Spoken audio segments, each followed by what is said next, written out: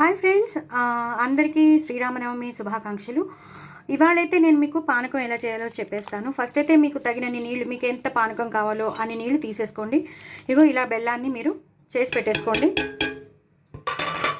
బాగా తురిమేసి ఇలా చేసి పెట్టేసుకోండి. ఇలా కలిపేసుకోండి. రకరకాలుగా చేస్తూ ఉంటారు, చాలా బాగుంటుంది పానకం, చాలా మంచిది కూడా హెల్త్కి.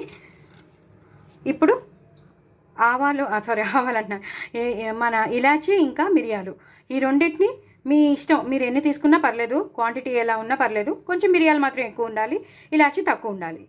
వాటిల్ని మనం వేసుకోవాలి. అంటే మనం తీసుకున్న దాన్ని బట్టి మనం వేసుకోవాలి. ఎక్కువైతే మళ్ళీ కారం అయితే పిల్లలు తాగలేరు, తినలేరు కదా. సో నేను దీనికి తగ్గట్టుగానే నేను వేసేసాను. చూసారు కదా, ఈ బెల్లంతో పాటు ఈ మిరియాలు, ఇలాచీ పౌడర్ కూడా వేసేసి కలిపేసుకుని ఒక 2 నిమిషాలు ఇలా కలిపేసుకుంటే అదంతా బెల్లం అంతా కరిగిపోతుంది, పానకం రెడీ అయిపోతుంది. ఇంకేం కావాలి, శ్రీరాముల వారికి మనం నైవేద్యం పెట్టేయచ్చు. వడపప్పు కూడా మనం నానబెట్టేసుకుని వడపప్పు, అది మీకు అందరికీ తెలుసు కాబట్టి అది నేను చూపించట్లేదు.